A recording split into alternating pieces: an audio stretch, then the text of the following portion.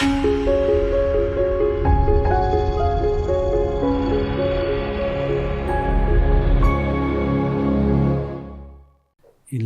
səsini radiodan eşitdiyim, xarizmatik görünüşünü TV-dən gördüyümüz Kazım Sübhan qonağımızdır. Çox sağ olun ki, dəvətimi qəbul edib gəldiniz Kazım bəy. Xoşdur mənə də, çox sağ olun.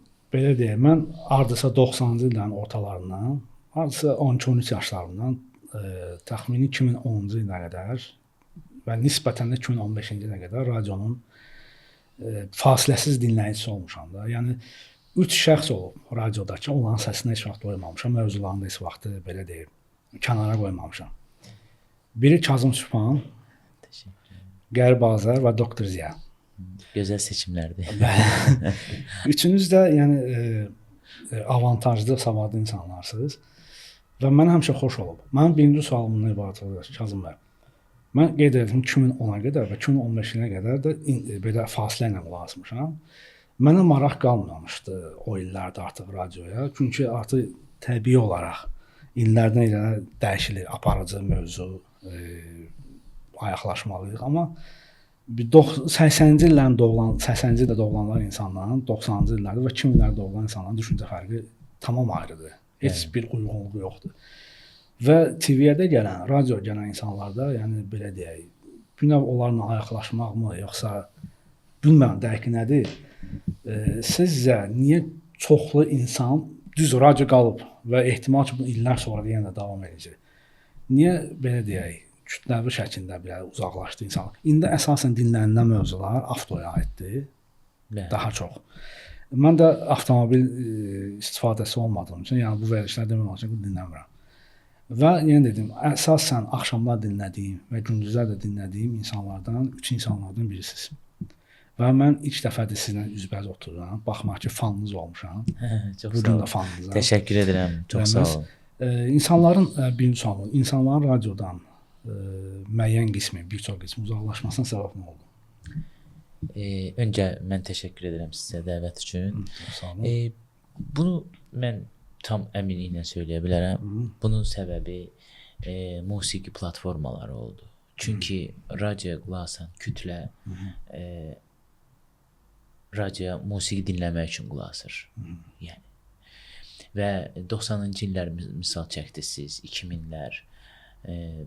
Həmin illərdə insanlar sırf radioya yaxşı musiqi dinləmək üçün qulaq asırdı. Bugün də belədir. Amma o vaxtlar Spotify yox idi, o vaxtda YouTube yox idi. Amma indi insanlar aylıq haqqını ödəməklə, abunə haqqını ödəməklə limitsiz istədiyi musiqini Bluetooth vasitəsilə qoşur telefonuna, texnologiya inkişaf edir və rahat-rahat qulaq asır. Artıq onu yoran aparıcılar, çox danışan aparıcılar, prime time-da, o kəsbik zamanı insanlar yorğun-arğın işdən çıxıblar. Musiqi dinləmək istəyirlər, amma bütün radiolar danışırlar.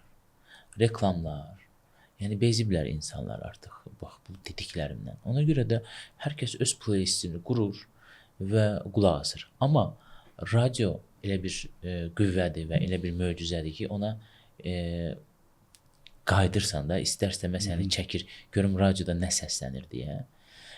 Ona görə də çox az kütlə, məsəl üçün radiodan nəsə faydalanmaq istəyir, deyək ki, bir aparıcının maraqlı danışığı, xəbəri dinləmək istəyir və baxaq görək nə qədər aparıcı var bugün Azərbaycan radio məkanında ki, ağıllı və savadlı danışır ki, biz də oturaq ona qulaq asaq.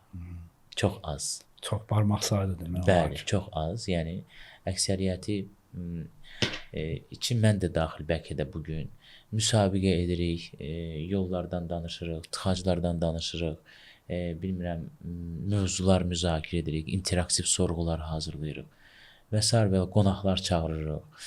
Yəni yenilik belə o qədər də yoxdur radio məkanında, amma radio sizin sözünüzə qüvvət həmişə maraqlıdır bu baxımdan ki, biz televiziya ilə müqayisədə efirimizə keyfiyyətsiz musiqi, daha sonra bayağı deyirlər, bayağı musiqini heç bir zaman gətirmədik. Çünki ona görə ki, biz yalnız insanlara qulağa işləyirik. Bizim vizual görüntümüz yoxdur. Biz yalnız musiqi səsləndiririk. Bizim elə bir məcburiyyətimiz yoxdur ki, məsəl üçün mütləq bir ifaçı bizim radioya qonaq gəlsin. Biz onun səsini səsləndirə bilərik. Məsəl üçün bir klassik musiqiçilərimizi, müğənnilərimizi, böyük sənətkarlarımızı, amma televiziya axı çağırmalıdır axı. Bu Röyanı çağırmalıdır axı bu. Amma Röyan vaxtı olmazsa, məsəl üçün bizə radioya gəlməyə heç bir problem yoxdur. Biz onun səsini duyura bilirik. Ona görə bizə ehtiyac qalmır bu gün böyük bəstəkarların və yaxşı musiqiçilərin şikayət elədiyi o müğənniləri efirə çağırmaq bizə gərək yoxdur. Biz yaxşı ifaçıların səsini duyura bilirik. Bu bizə kifayət edir. Fikrim aydındır. Sualınıza cavab ala bildiniz? Tam olaraq belə deyim, ala bildim. Nəyə görə? Siz mən məsələn Qərib Azərlə vizual olaraq gəzmişəm. Kazım Sübhanla və Doktor Ziyanla düşünmüşəm vizual olaraq radioda və şeydə. Düz efirdən çox uzaqlaşmışam, yəni radiodan da nisbətən çox uzaqlaşmışam deyə. Siz qeyd etdiyiniz sosial platforma var deyə. Məsələn Qərib Azər zaten mən belə Instagramdan izləyirəm. Sizi məsəl üçün Instagramda varsa sizin Instagramını izləyirəm. Həmçində Doktor Ziya da biraz uzaqlaşsa da hardasa tapmaq rahatdır. Əvvəlki kimi deyil 90-cı illər. Çünki bizə internet 20-25 ildə biraz son 20 ildə, 15 ildə biraz bizi sizə yaxınlaşdırdı. Və yaxınlaşdırdıqca da daha ki ürəyimdəki olan arzu yerinə yetdi. Sizinlə bəzi oturub söhbət edirəm. Və əvvəllər məsəl üçün belədir. Televizoru açanda mən uşaqlıq orta məktəb illərində deyəndə dövlət televiziyasında Həyatın bir anı verilişi vardı Seyid Ağazadə. Diksiyası, duruşu, söz tonu, belə səsin təmbiri. Nə vaxt idi bu? 4-cü günlər saat 12-də gedirdi 90-ların əvvəlində. O vaxtlar əksər aparıcılar siz dediyiniz kimi dik duruşu, savadlı danışığı ilə seçilərdi. Diksiyası xüsusən. Belə aparırdı da. Mən dərsimi qoyurdum bir qırağa. 1 saat ancaq Seyid Ağazadənin belə səsini qulaq asırdım. Filmlərdən gedirdi söhbət, həmçinin retro verilişi. İkinci sualım bundan ibarətdir ki, xüsusən radio aparıcısı üçün, siz həm də TV-də aparıcısınız, aparıcı üçün səs önəmlidir, yoxsa hiss? Hansı aparıcı üçün? Radio aparıcısı üçün. Səs önəmlidir təmbiri, yoxsa onun hissi önəmlidir bağlamaq üçün? Sizin bu verdiyiniz sual siz nəyə bənzəyir və nə ilə müqayisə edəcəm? Bir elə ifaçını götürək. Gözəl səs imkanları var. Çox gözəl səs imkanları var. Amma ürəyi yoxdur. Nə olsun ki səsi var? Ürəyi yoxdur. Ürək qoymur mahnılarına. Və bizim heç bir qəlbimizə toxunmur, sarı simimizə toxunmur. Bu da belədir. Radio aparıcısında hərəsindən biraz mütləqdir ki olmalıdır, səs olmalıdır. Mütləqdir ki səs olmalıdır. Savad olmalıdır. Dinləyici ilə ünsiyyət bacarığı olmalıdır. Mən məsəl üçün elə radio işçiləri tanıyıram ki və elə ümumiyyətlə insanlar tanıyıram ki, elə tələsirlər efirə çıxmağa, amma sənin danışığında problem var. Sən yaxşı redaktor ola bilərsən. Sən kulisdə çox yaxşı yazılar yaza bilərsən, amma sən onu səsləndirə bilməzsən. Çünki sənin tələffüzündə problem var, sənin dilində problem var. Məsələn, mən bundan öncə çalışdığım radioda, ictimai radioda, orada elə kadrlar var idi ki, gördüm, hamısı efirə çıxmaq istəyirdilər. Amma mən də təzə idim. Mənim də həm də səlahiyyətim deyildi onlara deyim ki, sən efirə yararlı deyilsən, mənim əzizim. Sən çox yaxşı redaktor ola bilərsən, sən çox yaxşı yazı yaza bilərsən, amma sənin ləhcə problemi var, mənim əzizim. Ya bunu düzəlt, ya da ümumiyyətlə efirə çıxma. Amma sözü ona gətirirəm ki, yəni hamısından biraz olmalıdır, duyğusu da olmalıdır, hiss dediniz elə? Bəli. Hissi də olmalıdır, səsi də olmalıdır, savadı da olmalıdır. Televiziya aparıcısıdır. Sənin çox yaxşı görünüşün ola bilər. Sən aparıcılığın yoxdursa, sən yararlı deyilsən efir üçün. Amma təəssüflər olsun ki, bugün bəzi məsul şəxslər yalnız vizual görüntüyə aldanıb efirə çıxardırlar aparıcıları və bugün bu televiziya aləmində baş verən bəzi bizi qane etməyən məqamların səbəbi də budur. Vizual görüntüyə aldanırlar və öz şəxsi maraqlarını işə gətirirlər. Bəzi məsul şəxslər, bəzi insanlar, bəzi rəhbərlər, hansı ki, bir qıza baxırlar gözəlliyinə, beyinlərində nə düşünürlər, özləri bilərlər, onların şəxsi seçimləridir. Amma sən efirə onu niyə çıxardırsan? O ola bilər ki, gözəl olsun. Gözələ də bir dəfə baxarlar, 2 dəfə baxarlar, 3 dəfə baxarlar. Sonrası savad çıxar ortaya. Sonrası onun mədəniyyəti çıxar, onun ortaya dünya görüşü çıxar ortaya. Bunlar yoxdursa, dünyanın ən gözəli də olursa olsun, görürsüz, yenə də bəs eləmədi. Xarici görünüş, gözəllik bəs eləmədi. Səs də belədir, sənin gözəl səsin ola bilər. Amma sənin dünya görüşün yoxdursa, zaman keçdikcə sənin də səsin insanlara xoş gəlməyəcək. Yəni, belədir. Belə deyəm, mən məsələn, o vaxtları aydın məsələdə başa düşmək olar dövlət televiziyasında bunda müəyyən çərçivələr var idi. Məsələn, və yaxşı ki, var idi. Bu dövlət televiziyası məsələsi deyil.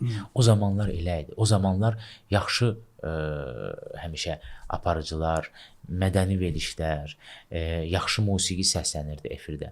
1000 dənə qapıdan keçirdi. Mən belə də şərti deyəndə 1000 dənə. Neçə qapılardan keçirdi mahnılar ki, o səslənsin. Bu dövlət televiziyası problemin məsələsi deyil. Bu dövr məsələsi idi. O dövr idi. Yaxşı dövr idi.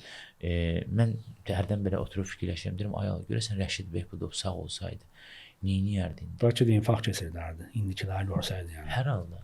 Yəni, halbuki elə bir insanın hər bir şey... Rəşid Behbudov da sənətkardır. Bəli. Bugünkü gənc də sənətkardır. Söz olaraq bəli. Söz olaraq var xalq arası. Söz olaraq deyirlər. İnsanların beyninə salırlar. İnsanların beyninə yeridirlər. Sənətkar. Düzdür. Mən onun da əleyhinəyəm ki, insanı bəzən dünyadan köçəndən sonra ona qiymət verirlər. Gənc ikən, sağ ikən sənətkar olanlar var. Mən razıyam bundan. Amma hər adama da yox da. Yəni, biz niyə hələ də bu Sovetin qaydalarından çıxa bilmirik? Yəni, xalq artisti, əməkdar artist olmaq üçün mən əməkdar artistəm, mən xalq artistəm, mən belə eləməliyəm, mən belə olmalı. Niyə? Elton John xalq artisti deyil. Məsələn, onlarda Oscar yox. Düzdür, Celine Dion Oscar mükafatlı müğənnidir. Və ya Whitney Houston. Məsələn, bunların heç bir belə Grammy-dən, Oscar-dan mükafatlı rəsmi olaraq adı yoxdur da. Amma dünya şöhrətlərdə. Onlarla Azərbaycanlıları yanaşı götürsək, bir-iki barmaq sahib müğənniləri götürsək, hansı ki, Eurovision'a çıxış ediblər, Avropada, maksimum Avropada tanınırlar. Çünki bizdə miravoy dünya şöhrətli müğənnilərimiz hal-hazırda yoxdur. Müslüm Məqamamız var idi, dünyasında yaşayıb, Allah rəhmət eləsin. Rəşid Behbudovumuz vardı. Səsi Hindistana kimi yerib çıxmışdı. Onlardan gələcəkdə ola bilər, bəlkə olsun. Düzdür, Alim Qasımovumuz var, amma o da yaşlı sənətkar, yəni gənclər arasında onlar kimi səsi ilə söz deyən sənətkarımız yoxdur bu dəqiqə. Amma yenə də hələ də eləyirlər. Yəni əməkdar artistəm, xalq artistiyəm falan kimi. Bunlar nə vaxt yığışacaq? Artıq biz 34 ildir də yəni çıxmışıq bu şeydən, Sovetin. Biz elə ifaçılar var ki, onların heç bir hələ ki adı yoxdur, amma onlar xalq artistindən qat-qat yaxşı oxuyurlar. Sevda Ələkbərzadə əməkdar artistdir, amma o çoxdan xalq artistinə layiqdir və bir çox xalq artistlərindən, bir çox yox, onlarla xalq artistindən çox yaxşı oxuyur. Yəni mən bu dövlətin verdiyi addır da, nə gözəl. Məsəl üçün mən də istəyirəm deyək ki, mənim əməyimi qiymətləndirsinlər və mənə əməkdar jurnalist adını versinlər, mənə əməkdar aparıcı adını versinlər. Bu çox gözəldir, bu stimuldur. Amma ona necə deyim, onu düşünmək bütün günü ki, mən niyə əməkdar artist adını almadım, mən xalq artisti adını almadım və yaxud da ki, çıxım Instagramda açıqlama yayım ki, mənə niyə məsəl üçün əməkdar artist adını vermirlər. Bunun üzərindən xalq qazanmaq nə lazımdır? Yox, xalq qazanmaq deyil. Bunun siz nə ad qoyacaqlar həmin adama? Paxıldır. Paxıldır. Bildiniz necə? Sən axı mən şəxsən öz adıma danışım. Mən radio aparıcısı olmaq istəyəndə, ümumiyyətlə özümü deyir, ağlım kəsəndən bəri, yəni mən ümumiyyətlə bu sahədə olmaq istəmişəm. Və mən aparıcı olmağa qərara gələndə Vallah billah deyirəm. Mən heç fikirləşməmişəm ki, görürsən mən nə vaxtsa əməkdar artist olacağam və əməkdar incəsənət xanım və yaxud da ki, məni qiymətləndirəcəklər. Bu mənim peşəmdir. Bu mənim peşə seçimimdir. Mən bu sənəti özümə sənət seçmişəm. Mən sevdiyim işlə məşğulam. Bu mənə kifayətdir. Məni qiymətləndirərlərsə sağ olsunlar. Qiymətləndirmərlərsə yenə də sağ olsunlar. Mən onsuz da, yəni o niyyətlə gəlməmişəm axı. Mən bu sahəni ki, mənim üçün öncəlik olmayıb baxın. Mən sadəcə işimi görmüşəm və indi də işimi görürəm. Ona görə mənə elə də önəmli deyil, şəxsən öz adıma danışım və bu ad almaq üçün çırpınan insanlara da elə tövsiyə edirəm ki, siz işinizlə məşğul olun, siz xalqın ürəyində yol tapın, siz xalqın sənətkarı olun, xalqın sevimli ifaçısı olun, onların qəlbinə yol tapın. Əsas tamaşaçı sevgisidir, xalqın səni sevməsidir. Elə nə bilim titullar, elə diplomlar qazananlar var ki, gəlin baxaq görək onları sevirlər, sevmirlər. Əsas tamaşaçının qəlbinə yol tapmaqdır. Mən deməli təxmini bir 15 il bundan qabaq sosial şəbəkədə, Facebookda bir dostumda bir xanım var idi. Tez-tez müzakirə edirdik. Məni? Space-da, radioda aparıcılığı başdan. Yox. Mən ilk ictimai, mən iki radioda fəaliyyət göstərmişəm. İctimai radioda 2006-2011, sonrası 2011-dən bu günə kimi də ATV radiosunda 106. Radio ola bilsin səhv saldım, üzrlə hesab edin. Təxminən 2011-2012-ci illər olardı elə o ərəfələrdə idi. Siz radioda işləyən vaxtları biz sizin ikimiz də fanınız idik deyə. Bu gün məsələn sual verdi ki, bu gün Kazıma qulaq assın. Deyirəm bəli, mövzu maraqlı idi. Və qulaq sərsi gün növbəti dəfə qulaq asanda deyirdi yox, mövzu o qədər də bizi qane eləmədi. Məsələn belə oturub məsələn sizin haqqınızda danışırdıq, müzakirə apardıq. Yəni hətta olurdu məsəl üçün bizim deməli olurdu məsələn televiziyada ilk olaraq Lider TV-də idi. Qərbi Azərbaycan verilişini müzakirə edirdik. Siz və Doktor Ziyanın həmçinin Rahib Azərini verilişlərini biz həmən dostlarla, yoldaşlarla oturub söhbət edirdik ki, bu gün maraqlı alındı. Bu sabah öbürsü gün daha maraqlı alınmışdı. Ondan əvvəlki daha maraqlanmış. Mövzuları belə deyək də damara işləyirdi, qana işləyirdi mövzular və səs əlbəttə ki, yəni səs önəmlidir. Səs önəmli. Hissiyatla bizə damara çatdırırdı, qəlbimizə işləyirdi. Və ondan görə də bir dənə əlavə həmən bu nüansa görə sualım var. Buyurun. Nədir? Mikrofon arxasında Kazım Çupan. Həyatda isə Kazımsız da. Yəni bu fərqlilik böyükdür, yəni. Yox. O qədər böyük deyil. Yox. Siz bayaq dediniz ki, hissiyatla danışırdınız. Çünki mən mikrofon önündə də özüm oluram. Mənə hərdən deyirlər ki, Nura Suri mənə deyir ki, biz danışanda adi həyatda mənə deyir ki, sən niyə həyatda radioda kimi danışırsan? Deyirəm, sən düz demirsən. Mən əksinə, mən radioda həyatdakı kimi danışıram. Siz də elə bilirsiniz ki, mən həyatda radioda kimi danışıram. Mən eynən həyatda da elə danışıram. Eynən radioda kimi. Mən səsimi dəyişmirəm. Salam əziz dinləyicilər. Yox. Bu yorar məni. Mən yorularam bundan. Eynidir. Təbii ki, mən insan olaraq həyatdakı mənim başqa qayğılarım, başqa problemlərim, bəzən mən əsəbləşə bilərəm. Bəzən bəlkə mən necə deyim, hisslənə bilərəm. Təbii ki, mən radioda onu elə bilmərəm, amma belə bir xüsusi fərq görmürəm radiodakı Kazım Sübhandan həyatdakı Kazım Sübhan. O qədər də fərq yoxdur. Yəni Yox, heç bir fərq yoxdur. Yəni sözsüz ki, söz insana təsir eləyir. Yəni istər həyatda olsun, istər TV-də aparıcı olsun, istər radioda aparıcı olsun. Amma elə an olub ki, sizdə istər radioda olsun, əsasən də radioda susmaqla danışmaq arasında qalmısınız. Susmaq və danışmaq arasında qalmışam radioda. Bu TV-də də aparıcı kimi də ola bilər. Yəni çox şeylər var ki, mən susmuşam. Mən ümumiyyətlə axır vaxtlar demək olar ki, susuram. Gördüyüm mənzərəyə susuram, haqsızlıqlara susuram, bugün baş verənlərə susuram, bir insan olaraq mənə olunan haqsızlıqlara susuram. Ümumiyyətlə, hal-hazırda susmaq dönəminə keçmişəm. Elə bir sanki təmizlənirəm mən. Əslində bu sahədəyəm, bu camiədəyəm, amma əslində həm də burada deyiləm.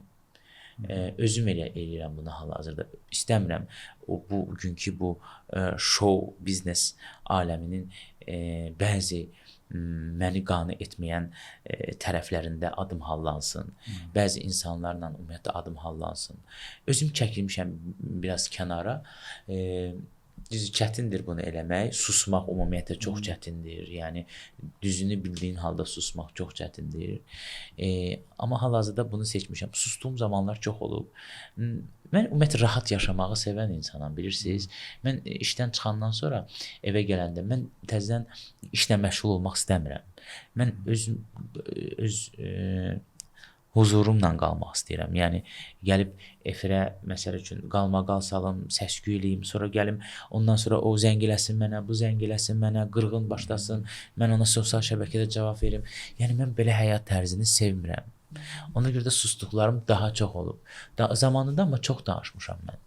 Təzə-təzə gələndə bu sahəyə çox danışmışam. Dediklərimin bir çoxu qalmaqallara səbəb olub.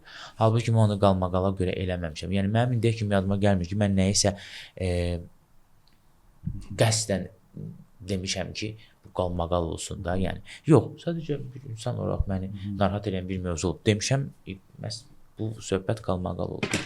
Belə, yəni bilmirəm, sizin əgər bu mövzu verdiyiniz sual, daha doğrusu başqa bir mövzuda ünvanlanırsa, mənə deyə bilərsiniz, bilmirəm, tam istədiyiniz cavabı ala bildinizmi məndən?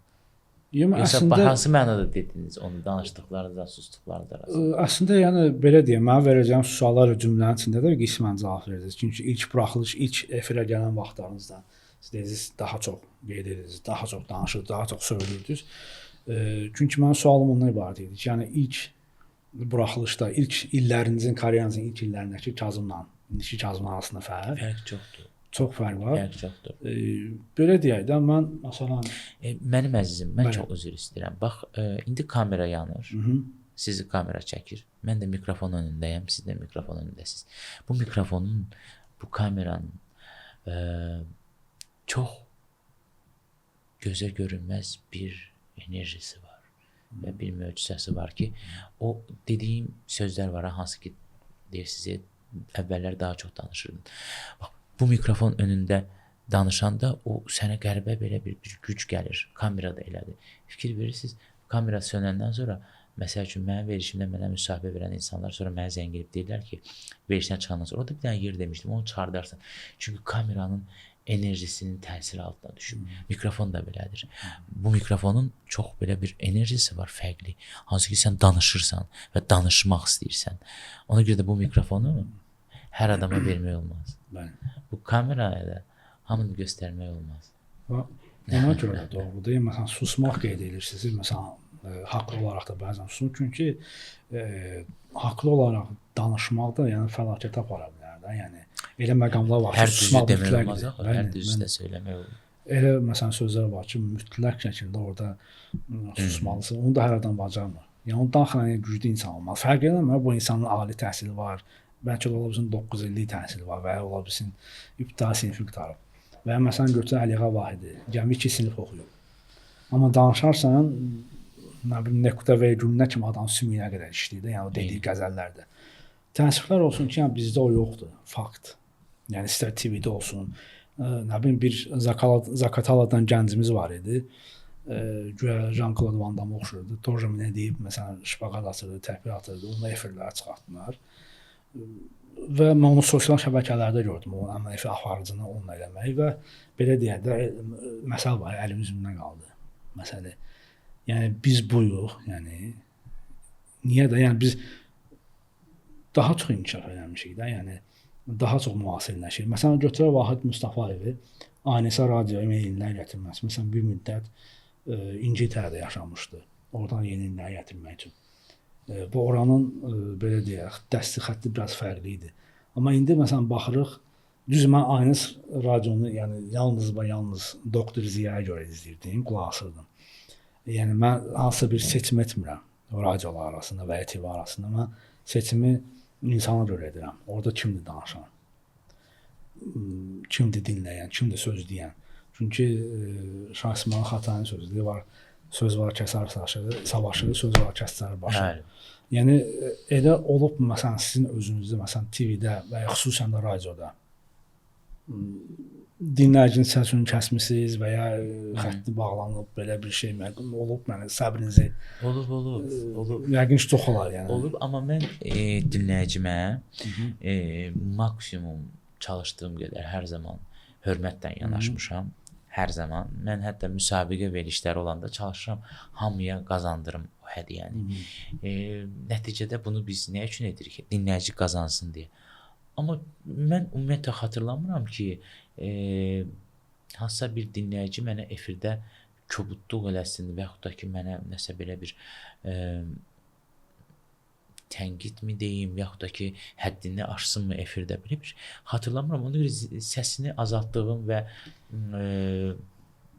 bilmirəm, sözünü ağzına qoyduğum dinləyicim olmayıbdı. Sadəcə xahişim olub bəzilərindən ki, məsəl üçün siz dünən qoşulmuşdunuz. Bugün icazə verin başqa bir dinləyici hədiyyəni qazansın. Məsəl üçün olarmı deyə o deyib bəli. Hə, təşəkkür eləmişəm. Yəni dünən qazanmısan da sən. İndi icazə ver qoy başqa dinləyici də qazansın. Belə hal olub yəni. Amma belə məsəl üçün mənə kobudluq eləyən bir dinləyici hələ olmayıb. Heç şəxsi mesajda da olmayıb. Yəni xatırlamıram. Mənim dinləyicilərimə qarşı böyük sevgim var, böyük məhəbbətim var. Mən onları çox istəyirəm.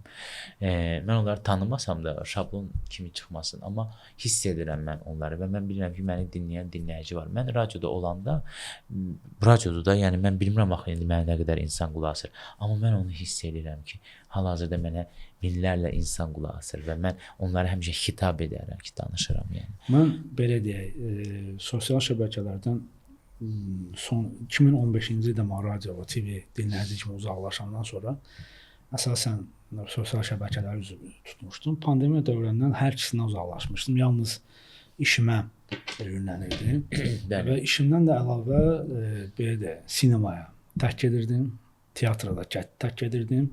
Müəyyən vaxtlar məsələn uşaqların, övladlarımın dərsi yoxdursa, məşğələsi yoxdursa, Allah sizin balanızı qorunsun. Sağ olun. Çox şirin balanız var bu arada. Sağ olun. Allah saxlasın bütün balaları. Çox sağ olun. Onlar məsəl üçün əyləndir, məsələn təhsildən əlavə məsələn təhsildən yayındırmaq, yay tətillərini aparırdım Samasaba. Yəni bu da rekdə kəsərik Samasaba sözünü. Düz rusca danışa bilərəm, problem yoxdur. Yəni bizdə elə bir kriteriya yoxdur, amma sonra yay tətilinə adətən onları şəhərdən kənara aparırdım. Yəni rayonla bağda, yanında. Çünki şəhərin səs-küyündən, tiksin havasından uzaqlaşmaq üçün. Mənim sözüm nədən ibarət idi? Yəni fikrim, sualım nədən ibarətdir?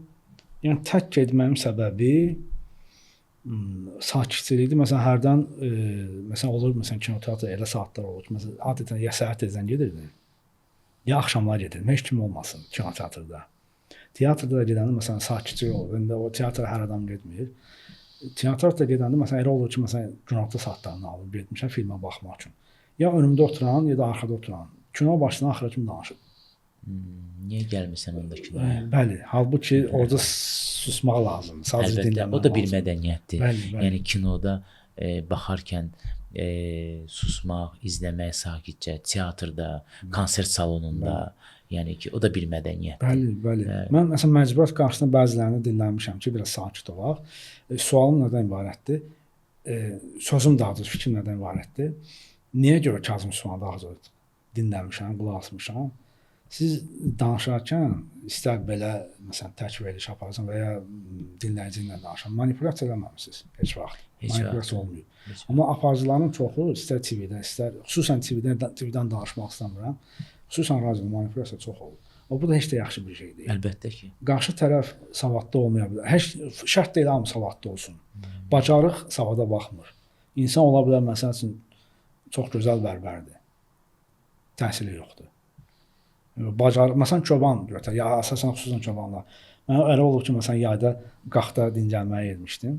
Bir çobanla oturduq, təxmini bir 80-dən çox yaşı var idi. Saat yarım, 2 saat yaxın söhbət edirdim. Mən onu cəmi bir dəfə sual verdim. O saat yarım, 2 saat ərzində elə qəşəng mövzular danışdı. Elə qəşəng sözlər dedi ki, bəlkə məsələn yazar olsaydı, onun sözlərindən kitab yazardı.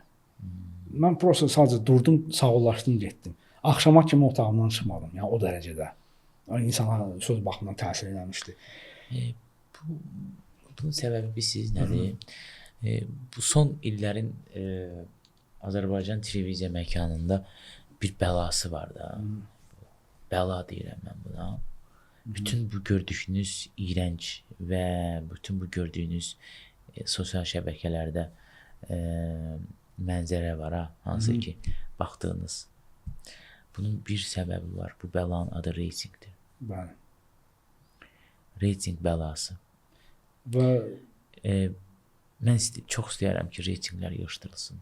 o reytinqi necə əldə edirlər? O reytinq deyilən Mən tam olaraq bu barədə məlumatım yoxdur, amma yəni bu belədir. Yəni mənim də gəlib qulağıma çatan məqamı söyləyim sizə. Müəyyən evlərdə quraşdırılıb, bunu yəni efirdə mənim digər həmkarlarım da söyləyiblər. Yanılmıramsa hardasa bir 1000 nəfərin evində quraşdırılıb bu cihaz. Məsəl üçün sən indi əgər hansısa bir kanala baxırsansa, onlar aylıq ona görə maaş da alırlar. Düymə var orada. Düyməyə basırsan və hansı kanala baxırsansa, o kanalın bir ki reytinqi hesablanır. Çevirdin kanalı başqasına, həmin anda yenə düyməyə bassan ki, indi bu kanaldasan.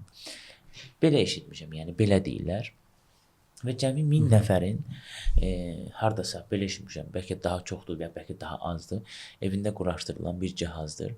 Yəni bütün bu şounun, bütün bu efirdəki baş verənlərin səbəbi o 1000 nəfərdir. Yəni bu dinləyici 1000 nəfərdən ibarət deyil. Əlbəttə ki, əlbəttə ki. Hamı şikayət edir. O nəticədə reytinq düşəkdir. Mənim məsəl üçün çox qəribədir. Nəyə görə Könül Arif qızının bir mahnının tarixçəsi kimi musiqili, mədəni, bol informasiyalı bir veriliş 0,20 reytinq verir. Amma nəyə görə bir kanalda küçə söhbəti və o məhəllədə çırtdıya olunan söhbətlər var idi o vaxtı belə nənələrimiz. Eynən o vəziyyətdir də. Yəni bir dənə tum çatışmır da bunların qabağında. Bəzi verilişlərin qabağında tum çatışmır bir dənə başqa, hər şey yerindədir. Amma zaten reklamında şey var, sponsoru tum. Eynən. Amma o gəlir reytinq səhərsi günü 4,50, 5,50. Sponsor da gəlir reytinq cədvəli onun qabağına. Görür ki, nə olsun ki, Könül Arif qızının verilişi qəşəng verilişdir. 0,20 reytinq verir. Mənə lazımdır 5,50 reytinq verən ki, qoy insanlar mənim məhsulumu görsünlər. Ona görə sponsor da gedir ora. Sponsor da gedir ora. Məmməd Arazın bir şeiri yadıma düşdü. Bəzədilmiş mənzərəni seyr etməyə təbim gəlmir. Sadəcə olaraq hər şey bəzədilib belə. Dekor, qəşəng dekor, rəngli, hər şey əla. Amma içi boş. İçi boş. Mən belə bir son günlərdə hiss edirəm ki, bunun bir dayanacaq nöqtəsi olacaq. Yəni bu hardasa dayanacaq. Yəni bu belə davam edə bilməz. Bu hardasa olacaq. Bu hardasa bunlara bir son qoyulacaq. Yəni siz bu yaxınlarda Allah rəhmət eləsin, Azərbaycanın çox gözəl yazarlardan biri Vidadi Babanlı dünyasını dəyişdi. Mən ilk romandı, hədisi 7-ci ya 8-ci sinifdə oxumuşdum. Vicdan Susanı, Allah rəhmət eləsin. Vicdan Susanı, bəli. Çox gözəl roman idi. Mən onu 2 dəfə oxudum o kitabı. Sizcə varmı? Məncə yoxdur. Vicdan radioda, televizorda, bu dəqiqə yəni var. Mən indi baxın, şikayət edirəm, amma siz elə bilməyin ki, mən yalnız şikayət edən tərəfəm. Yox. Yaxşı məqamlarımız var. Yaxşı məqamlar var. Çünki 10 il uzaqlaşmışam deyə. Yaxşı məqamlar var, televiziyada da var yaxşı məqamlar. Mən müəyyən faiz olaraq deyirəm, düzdür. Onların PR-ı çox olduğu üçün bizə çox gəlirlər onlar.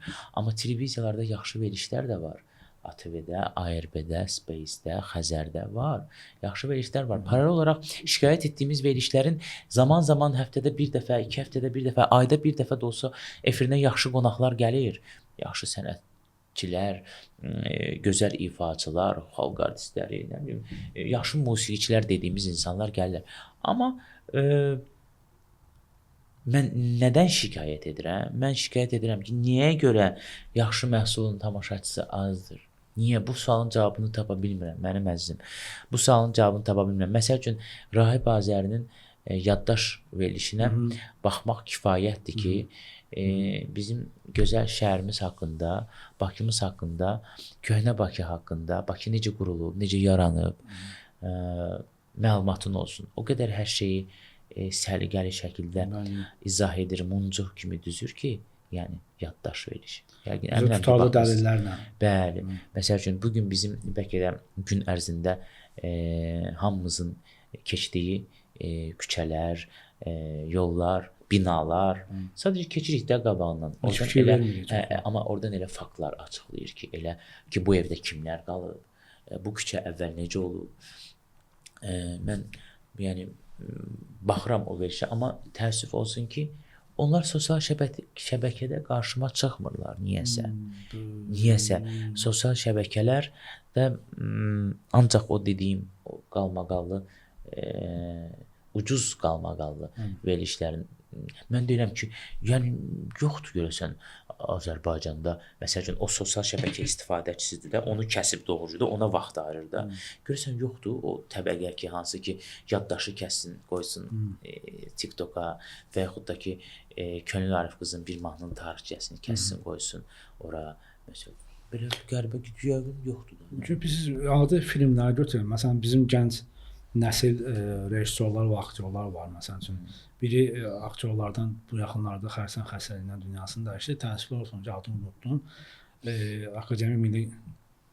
Milli Dram Teatrının aktyor olub həm də bir neçə serialda da çəkir. Düz mən seriallara baxmıram.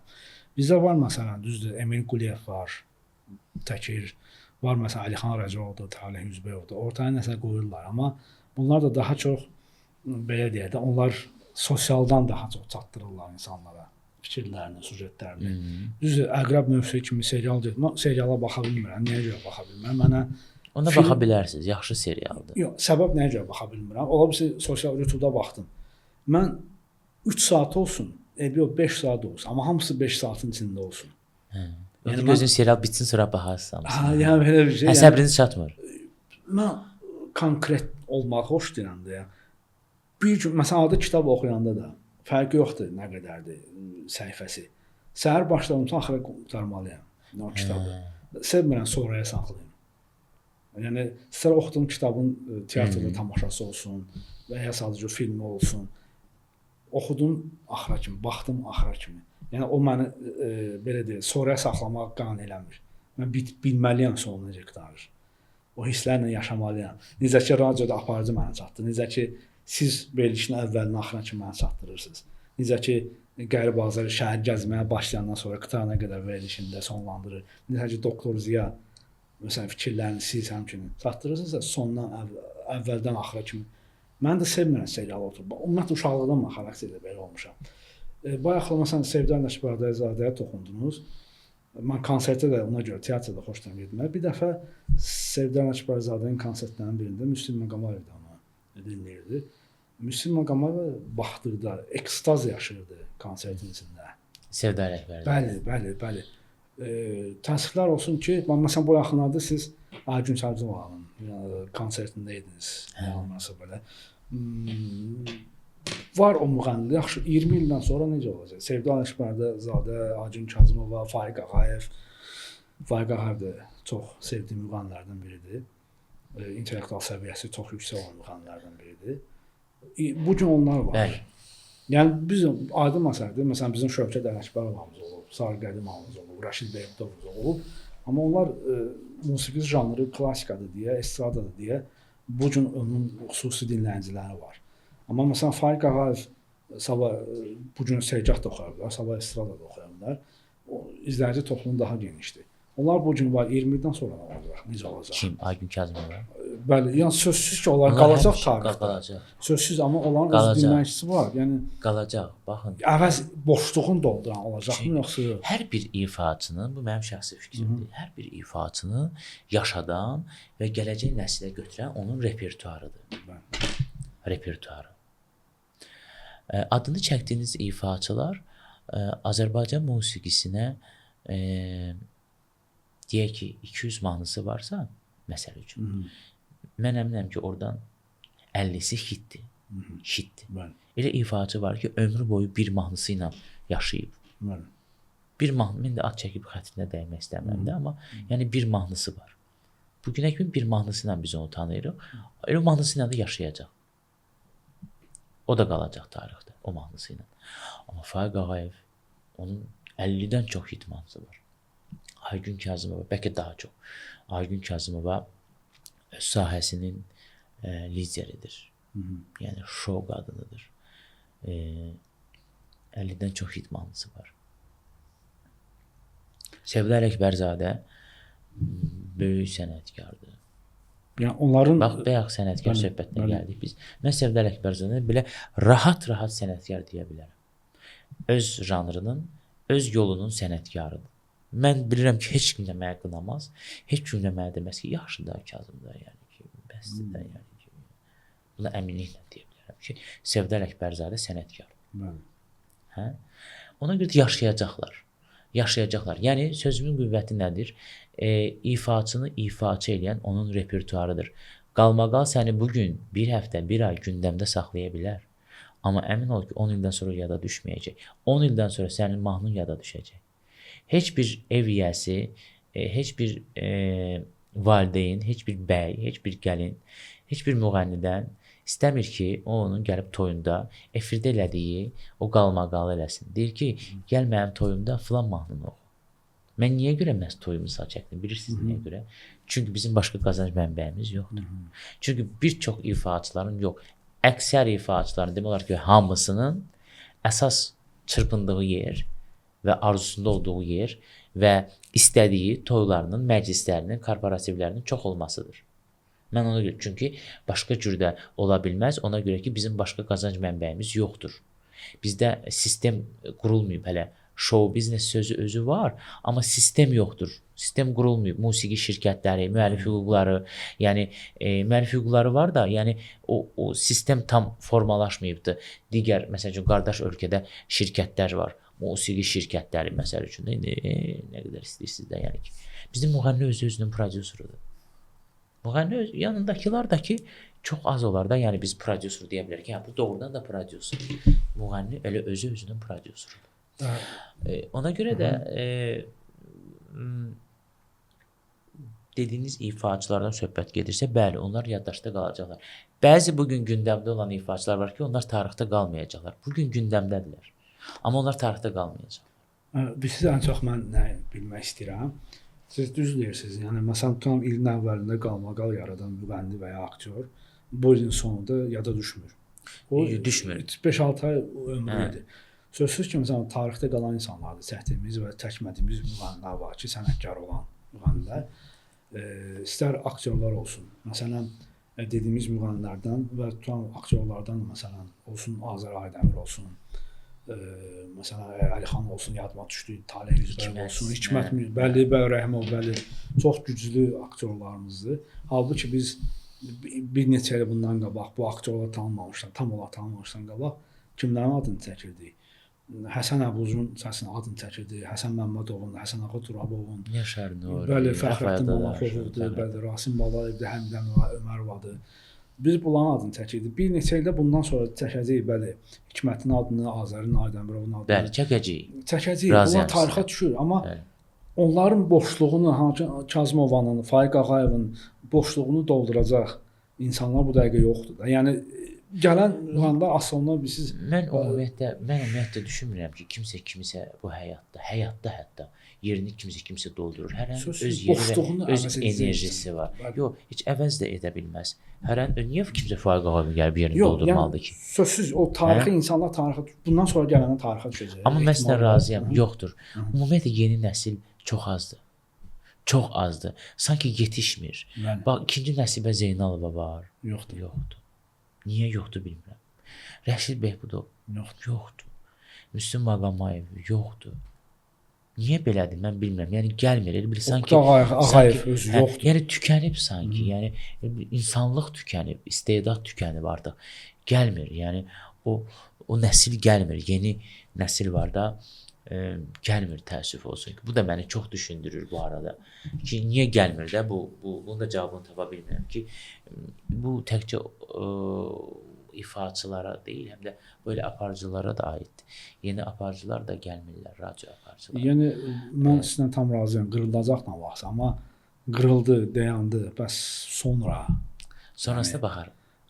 Sonrasına heç baxa bilmirik ümumiyyətlə nə olacaq. Bu baş verən hadisələr ümumiyyətlə nəinki musiqi və şou biznesi, ümumiyyətlə dünyada, həyatda oxuyuruq da biz cəmiyyətdə baş verən xəbərləri, nələr baş verir. Yəqin ki siz də oxuyursunuz. Yəni baxdıqlarım mənə onu deyir ki, bunun sonu heç də yaxşı deyil. Yəni cəmiyyətdə baş verənlər artıq mən necə deyim, dini xadim deyiləm. Yəni amma mən Allaha inanan insanam. Bəlkə Allahın tam olaraq buyurduqlarını da əməl etmirəm. Əsas inanclı bir insansınız da, belə deyim. Necə? İnanclı, əsas inanclı. İnancım var. Yəni bəlkə buyurduqlarını tam əməl etmirəm və bəlkə də çoxlu günahlarım var və var da. Var da, bunu da etiraf edirəm. Yəni ki, var. Günahsız da insan yoxdur. Təbii. Əsas nəticə çıxartmaqdır. Amma bütün bu cəmiyyətdə baş verənlər mənə bir şeyi xatırladır. Yaxındır. Axirət yaxın. Çox yaxın. Artıq çünki o müqəddəs kitabda yazılanlar yavaş-yavaş özünü göstərməyə başlayır.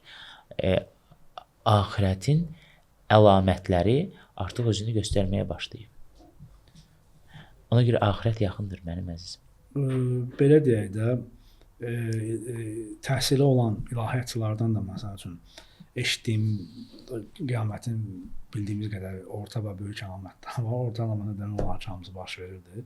Böyük gözəl və axırımızı Allah xeyirli eləsin. Çünki adi məsələn nəqliyyatda gedirəm. Nəqliyyatdan istifadə edəndə fiziki məhdudiyyətim var. İnşallah Allah köməyiniz olsun, inşallah. İnşallah. Nəqliyyatda avtobusa, metroya minirəm. Xanım durur. Gəl verməsiyəndə saxlayıram ki, durma, oturun, davam edin. Çünki ondan aralıda gənc oğlanlar oturur və kişilər oturur, mənlə yaşlı kişilər oturur. Mən bunu deyəndə, yəni qoca deyiləm, 42 yaşım var. Yəni mənim yaşıdlarım və ya məndən gənclər oturur. Amma xanım mənə durur, yer vermək istəyir. Bu artıq mədəniyyətdir. Bu tərbiyədir. Bu mədəniyyətdir. Bu da ölür. İndi də anam, məsələn, atam dünyasında işte anam hər şeyə görə narahat olur. Bircə anamla evdə söhbət edən deyirəm ki, bəs təsəvvür et, dostlarımla söhbət oturmuşuq, öz yaxın dostlarımla bir məclisdir. Özü də bilirlər ki, içkidən uzaqam, içki içmirəm. Qədi deyir ki, haradasan? Axşam 11-12 zat təxminində belə uzanır söhbətdə. Biz tez-tez görüşə bilmirik dostlarla. Müəyyən səbəblərə görə artıq son zamanlarda hamının başı işə qarşı. Anamızdan deyir ki, haradasan? Deyirəm, gəlirəm.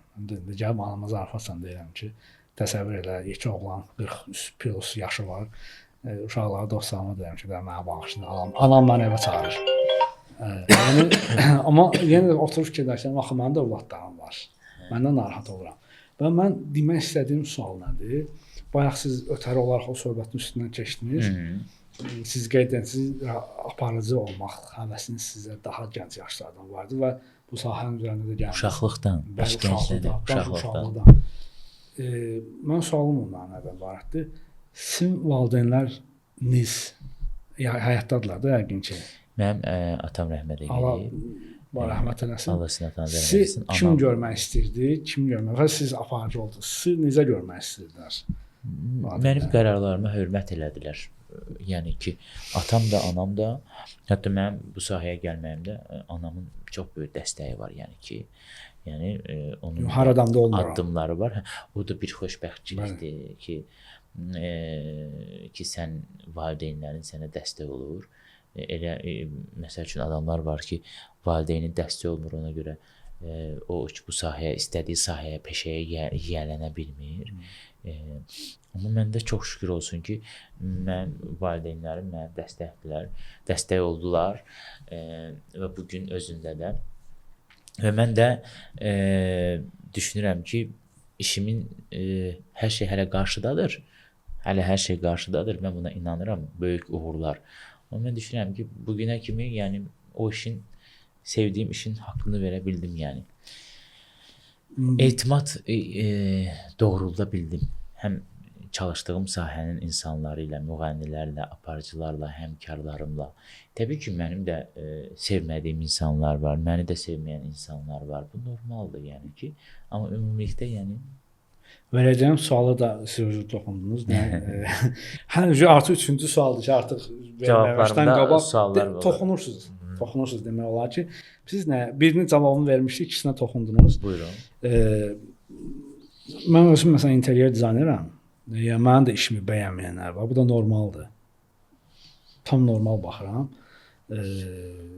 Bu həsəddən də ola bilər və ya mənə çox istəyib, yəni belə deyək, hörmətdən də ola bilər ki, bu işdə sən bunu belə eləmə, belə eləsən daha gözəl olar deyib də tənqid edənlər var, sağlam tənqid. Sevməyib ağdənlər də olub. Yəni belə deyək. Bəs sizdə necə olub? Sevməyənlər sizi hardan vurub? Necə vurub? Şərhlərdə və ya Mənim mənfi rəylər demək olar ki, çox az gəlir.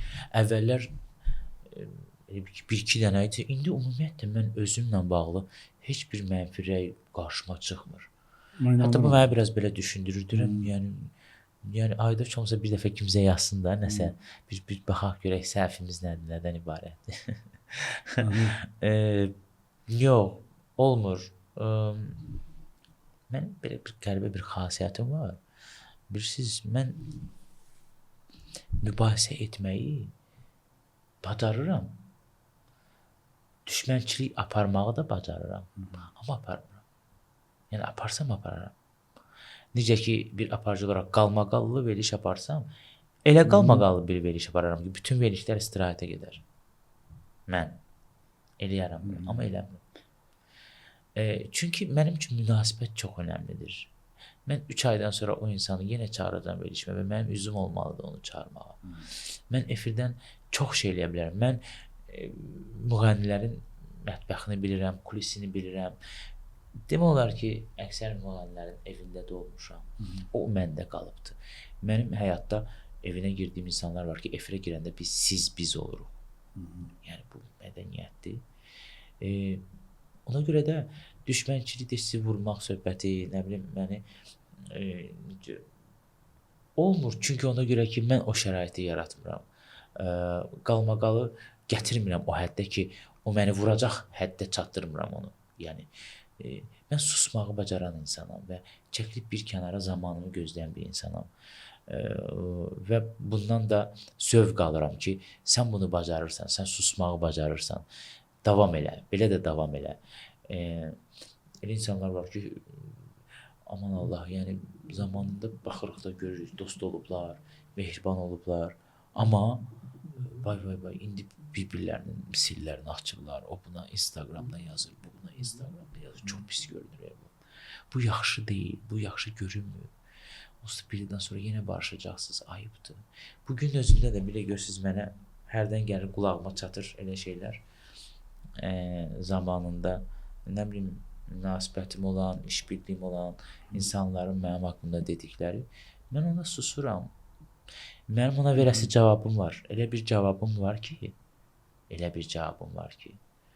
o insanın bir çox işlərini yəni ki sonlandıra bilərəm. Amma eləmirəm. Mən həm də bütün bunların bir səbəbi də var. Mən bayaq söylədim. Mən düzdür, necə deyim, dindar bir insan deyiləm, amma mən Allaha inanan insanam. Və məntiqlə götürsək, Allaha inanan insan həm də Allahdan qorxan insandır. Mən qorxuram pislik eləməkdən. Mən qorxuram kiməsə, nə bilim, qıraqda işini əngəl törətməkdən. Qorxuram da, etiraf edirəm. Qorxuram, mən karmadan qorxuram, mən o qarşılıqdan qorxuram. Bilirəm ki, bunun qarşılığı yaxşı olmayacaq. Yəni, bu mənim cəzası olacaq mən o elədiyim o pisliyin. Eləyə bilərəm, doğrudan deyirəm, yəni tam səmimi. Çox yaxşı da bacararam, əlimdə faktlarım da var, amma eləmirəm. Buraxıram onu öz vicdanına, zamana, Allaha həvalə edirəm və Allaha qurban olum. Bugünə kimi zamanına buraxdığım və həvalə etdiyim hər bir şey öz cəzasını çəkib. ən gözəldir Allaha buraxmaq, həvalə Amma eləmək. onun üçün səbr eləmək var ha. Səbr eləmək var ha. O çox çətin bir şeydir də. Bilirsiniz, zamana buraxmaq. Buna gərək dözəsən.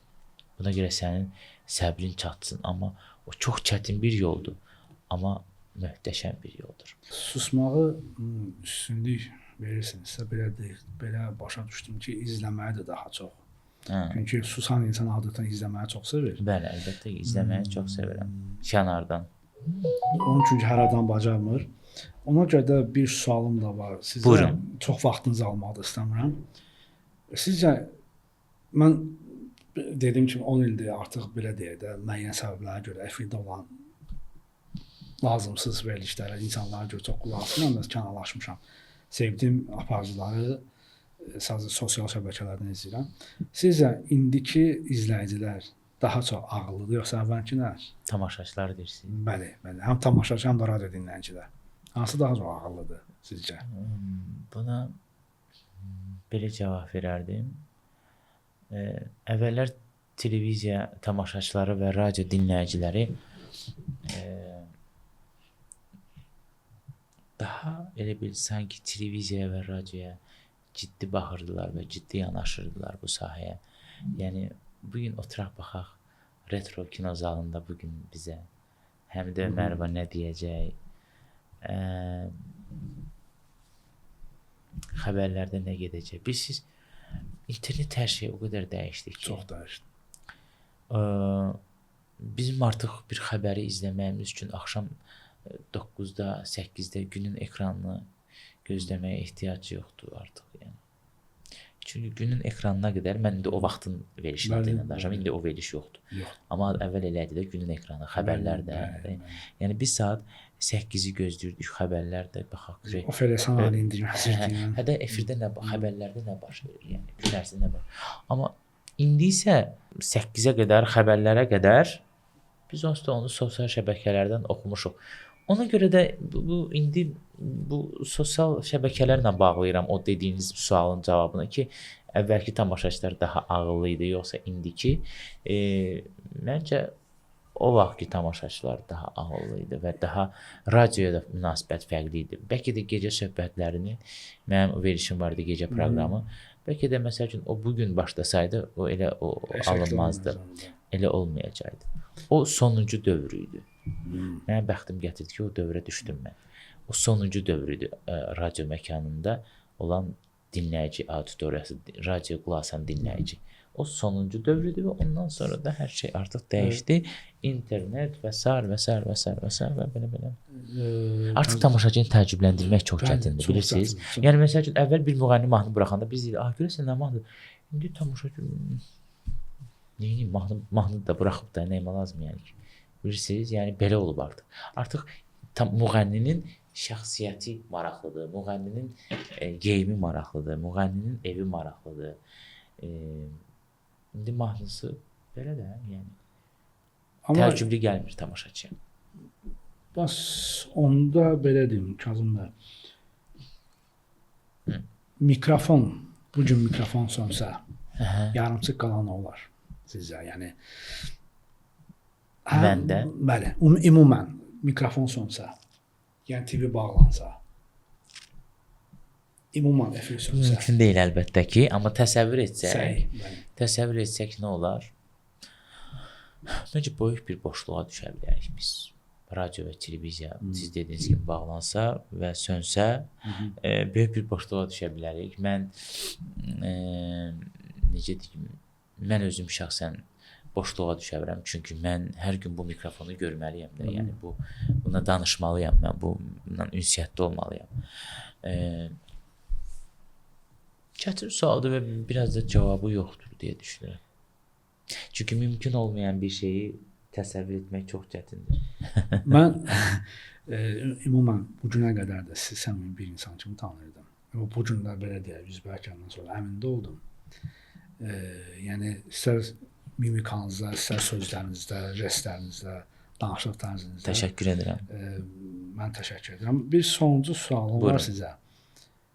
Sizi həqiqətən, sözün əsl mənasında həqiqətən eşidən neçə nəfərdir? Dinləyən çoxdur. eşidən nə qədərdir? Sayını bilmirəm. Amma bilirəm ki, var. Və mən bax bunu sizə əminliklə söyləyirəm. Mən indi bunu təvəzzökarlıqdan uzaq başa düşün. Bunu özünə razılıq kimi qələmə verməyin. Amma mən bu gün 10 mağazadan 10 mağazaya girirəmsə, onun 9-undan mənim bir salamımdan məni tanıyırlar. Bir taksiyə əyləşirəmsə, 5 taksidən 4-ü məni tanıyır. Bu artıq mənim üçün mənim reytinqim odur. Avantajınız, reytinqiniz bəli. O cədvəl var ha, o dava bütün nəyinsə üstündədirsə. Mənim cədvəlim o deyil. Mənim reytinq cədvəlim bax odur. Oturduğum maşında girdiyim mağazada hardasa bir salamımdan, məsəl üçün, məni tanıyırlarsa səsimdən.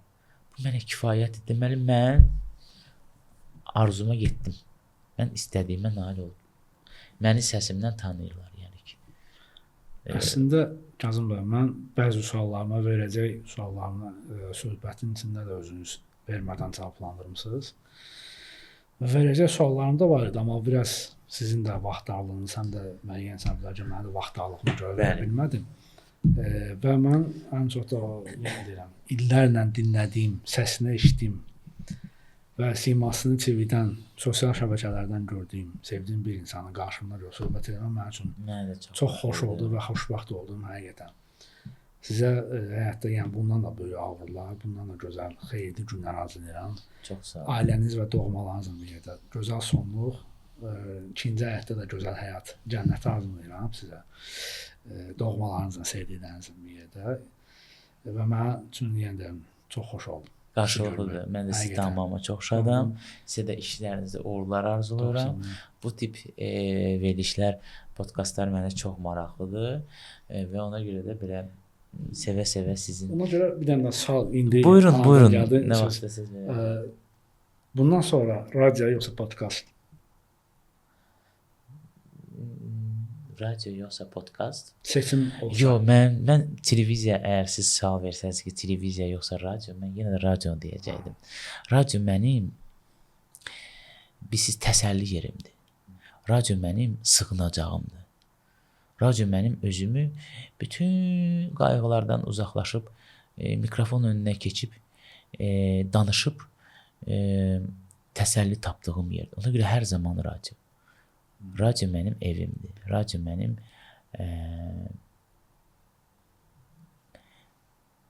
ən çətin anımda mənə dəstək olandır və mənim dostumdur. Ona görə hər zaman radio.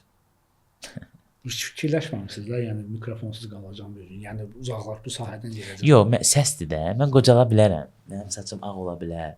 Mən yeriməyə bilərəm, məsəl üçün çətin. Efirə, televiziyaya uyğun olmaya bilərəm. Amma səsim ki təmbir dəyişir zamanla. Amma yenə dəyişə bilər. Amma yəni ki, məsəl üçün mən sizə yəni necə deyim, tam o dediklərim yerində olarsa əlbəttə yaxın. İndi zaman mən təbii ki, danışığım da dəyişə bilər. Yəni onları nəzərə almadan deyirəm elə. Onlar yerində olacaqsa əgər. Amma belə, yəni məsəl üçün mən 60-70 yaşım olacaq. Mən düşünürəm ki, mən yenə də radioda olacağam. Yəni ki, televiziya fəaliyyətim dayana bilər, zaten dayanacaq. Çünki ona görə ki, mən düzdür, elə dünyada yaşlı xarici kanallarda aparıcılar var ki, xəbərlərin aparıcıdır, tok-şovların aparıcıdır, möhtəşəmdirlər. Mən baxacam indi sağlıq durumuma, mən baxacam mən ümumi vizual görünüşümə, duruşuma uyğun olacaqsa davam edə bilər. Amma yox, artıq mən özümə tənqidi yanaşanam. Mən özümü efirdə pis görmək istəmərəm. Amma yox, belə mən radiodan yenə də baş-başa qalacağam. Yəni səni sevirəm. Yenə də çox sağ olun. Təşəkkür edirəm. Mən təşəkkür edirəm.